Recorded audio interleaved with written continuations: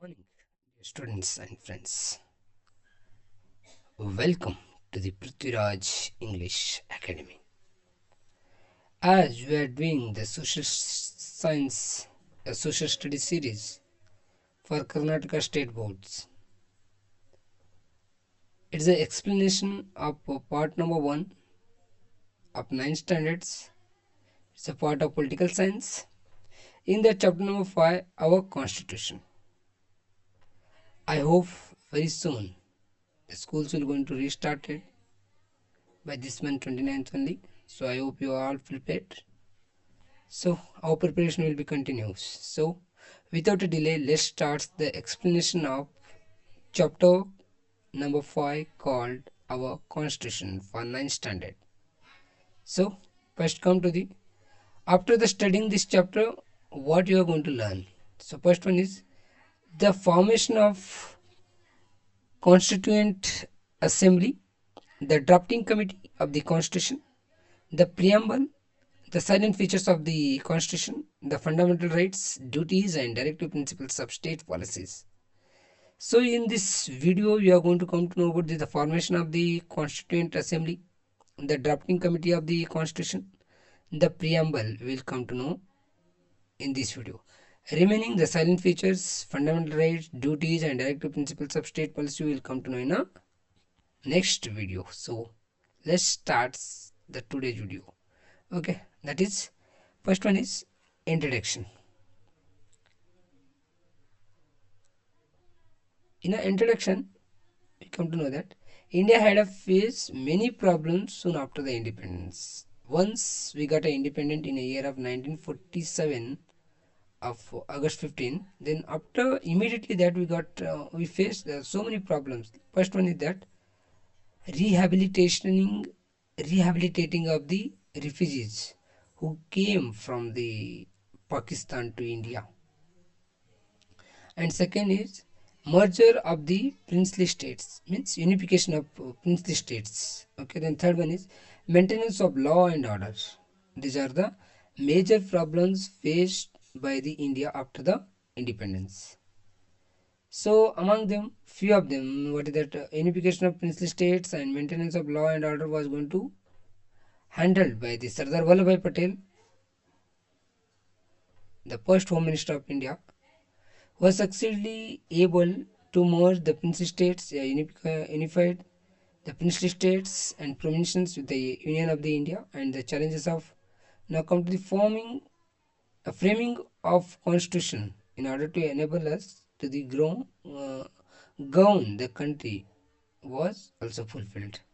So now come to the first point, very important point here we are going to discuss here, that is the Indian Constituent Assembly. Means we frame the one assembly that had means that got the authority of framing the constitution. So constitution is a set of rules and regulations guiding the administration of the states. It's the meaning of the constitution. Constitution means what? It is a set of rules and regulations, and it will going to guiding the administration of the states. So which are the elements that are going to helpful to the forming of the framing of the constitution? The first one is the recommendations of the Motilal Nehru Committee and the discussions taken by the meeting of the National Congresses at Karachi emphasizes the need for the formation of Constituent Assembly. On the recommendation of the Cabinet Commission plan, the Constituent Assembly formed in July 1946. When we formed the Constituent Assembly in July 1946, we should be remember this one. And the first meeting of the Constituent Assembly was held on 9th December 1946 under the leadership of the Dr. Sachidanand Sinha. Okay. Then second one is the next meeting on the 11th December 1946, after 2 days, under the Dr. Rajendra Prasad. You are the president of that, and that time only he was selected as the president of the Constituent Assembly. From there to till the last, he was the president of the Constituent Assembly. So most important persons those are going to involved in the framing of constitutions are Jawaharlal Nehru, Sardar Vallabhbhai Patel, Dr. B.R. Ambedkar, B.N. Rao, C.N. Mukherjee, Maulana Abdul Kalam Azad, C. Rajgopalachari, K.M. Munshi, T.T. Krishnamachari, Srimati Sarojini Naidu, Srimati Suchita Kripalani. These are the eminent leaders who have attended the meetings. Then among them, few prominent, eminent leaders from the Karnataka, those who attend the for the Constituent Assemblies are S. Nidlingappa, K.C. Reddy, Kengal Hanumantaya, T. Sidlingaya. These are the important. Now come to the next. Here the pictures are there. Some of them. Dr. Rajendra Prasad, he was the president of the Constituent Assembly. Dr. B.R. Ambedkar, who was chairman of the drafting committee, and you know that Jawaharlal Nehru was the first prime minister of India. Okay, and along with them, few women also going to participated in the Constituent Assembly, a drafting committee. Those are here on the picture. Okay, you can just go through it. Now come to the drafting committee. So what it means drafting? A draft means what? Draft means a drafting constitution means a preliminary version of the constitution. Now you can say the rough constitution was going to written by them, and they are going to submit it to the Constituent Assembly. Over there they are going to discuss on those bills, and once they discuss, then afterward the voting will going to done. Then once that in voting, if the bill will going to got a majority, then that will going to add it to the original constitution. Okay, the Constituent Assembly formed 22 committees and some subcommittees to examine in the detail all the issues related to the country. Dr. B.R. Ambedkar was the chairman of the one of the most important committee, that is drafting committee. Based on his contribution to the framing of the constitution, he is called as the chief architect of the Indian constitution. We are going to call him as a father of the Indian constitution. The other members of this committee means drafting committees are N. Gopalaswamy Iyengar, Alladi Krishnaswamy Iyer, K. M. Munshi, T.T. Krishnamachari. These are the prominent leaders, members of the drafting committee. Okay, now come to the framing of the constitution. So the Constituent Assembly was formed on 11th December 1946 and held 145 meetings and framed a draft constitution. During these discussions, various laws enacted by the British government in like 1909, 1919, 1935, and the British parliamentary system, the American Bill of Rights, and the social directive policies of the Ireland. We have studied them, and some of them we have going to borrowed and we are going to incorporate it in our constitution. Finally, our constitution was going to approved on 26 November 1949. You should be remember this one. When we got our Indian constitution as approved, that is 26 November 1946, and every year we are going to celebrate the constitutional day on 26 November every year, because of we have approved that day on our constitution. And then after some times it was going to force, it was going to come into force on 26 January 1950, and every year 26 January we are going to celebrate as a Republic Day. Okay, so here I have a picture. You can just look at that, how on the Republic Day the parade will going to held at New Delhi. Okay, RD parade we are going to call it. RD means Republic Day parade. It will going to held in every year in New Delhi. Okay, now come to the preamble of the constitution. So what it means? Preamble means what it is. The Indian constitution has combined in itself the best features of the different constitutions of the world, and it has own preamble. We have studied all the constitutions those are going to they had at that time. Then afterwards you have studied, and some of you have borrowed from some, means those are going to suitable to our Indian lifestyle. We have borrowed them and we have added to our constitution, but we have our own preamble. Preamble means what? It contains the fundamental policies and ideals of the constitution. Means we are going to call it as a small constitution, we can going to call it. It is the sum of the structure, values, principles, and goals of the Constitution. In the preamble, we have the structure, values, and principles and goals of our Constitution, and it is based on the aspirations and ideals of the people of India. The preamble is the part of the objective resolution put forwarded by the Jawaharlal Nehru. It was going to means the preamble was going to the objective resolution of the, it was going to put forwarded by the Jawaharlal Nehru on December 1913, sorry, on December 13, 1946, and approved by the Constituent Assembly on January 22, 1947. 1947 it got the approval, and from there that time only we have added the preamble to the Constitution. Okay, so preamble is like that. Okay, the Constitution of India. Okay, and that preamble we have like that. It will going to start by like that. We the people of India. It will going to start like that. Okay, so some highlights are there. Highlights of the preambles are we the people of India. So it will going to highlight the all the people. Okay, the principles above mentioned reflect the deep understanding of the Constitution. The preamble which starts with the we the people of India is very significant, very important. It is in the all over the world.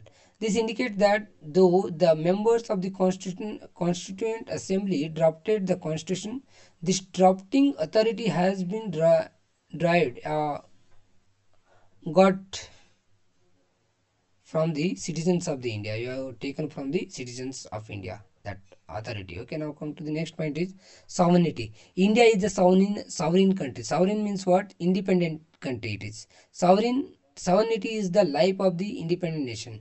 India is the sovereign power to means being the sovereign power to legislate on any subject. Legislation means to frame the laws. It has the sovereign power. It can frame its own laws. Okay, and it that is not subject to the control of any other state external power. Means the legislative power we have, that is independent. Nobody will going to question it. Nobody will going to have the control on us, and this affords the sovereign power of the our nation. Now come to the next is socialism. So what it means? Socialism means everyone has the same authority over the production, distribution, and exchange is called the socialism.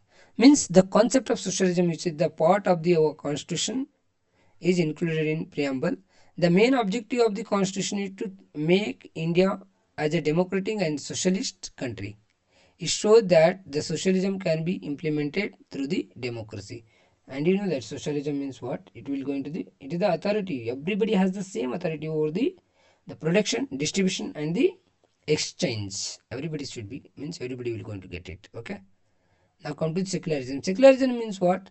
All the religions are, means all the religions are going to treated equally by the government. It's called the secularism. Means in India there is no national religion.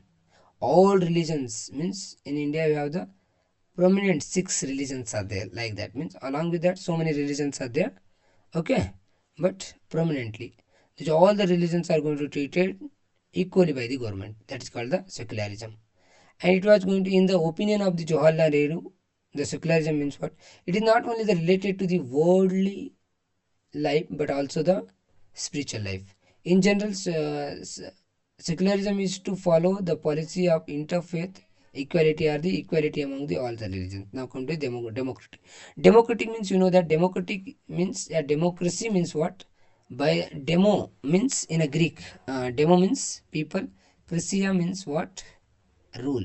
Okay, it is the rule by the people only. Democracy is the form of the government. According to the Professor John Robert Silley, democracy is a government where everyone has a share.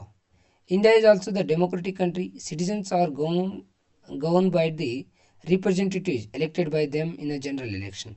This is the government of democracy where citizens are the lords, means citizens are the head. Okay, in democracy. Now come to the sixth one, republic. A republic means what? It is a system which the head of the state is directly or indirectly elected by the people for a period of time. England is a democratic country because they are going to elect their representatives. but it is not a republic. Why? Because the head of the England, the king and queens are going to, they are not going to be elected by the people. It means in a manner of directly or indirectly. There are the hereditary. Means if suppose king may be died, then his son, his daughter will going to come to as a head of the England. That is okay. But in India, the president of India is elected through an indirect electoral election system. Now come to the justice. Justice, liberty, equality, and fraternity. Justice means you know that, liberty means freedom, equality you know that, and fraternity means brotherhood. These four are the major pillars of our political and philosophical system. The main aim of our constitution is to provide social, economic, and political justice to all the citizens. Justice is to take what officially we need to get. That is called the justice. Okay, now come to the eighth, liberty. Liberty means freedom. Okay, means all are responsible or are reasonable to. Okay, yeah. So here, this established that there are no unreasonable restriction on Indian citizens in terms of what they think, their manner of expression, and the way they wish to follow of religions. Means they have the liberty, they can express their thoughts freely. Some restrictions are there, but 90% they can. Okay, okay, and they have even the right, liberty to follow the religions they want, and they can worship any god, and they can even means what you are going to call it, and that is means they can worship any god, they can follow the any religion, nobody will going to question them, and nobody will going to force them to follow this particular religion only. Liberty is required for the all round development, and we cannot even imagine the democracy without this liberty. Okay, democracy means liberty, liberty means democracy. This means you can just have this one. Okay, now come to the ninth one, equality. Equality is as important as freedom. Equality means both are the major elements, freedom and the equality. They are two sides of same coin. Freedom without equality has no meaning. If you have the freedom and there is no equality, then it is meaningless.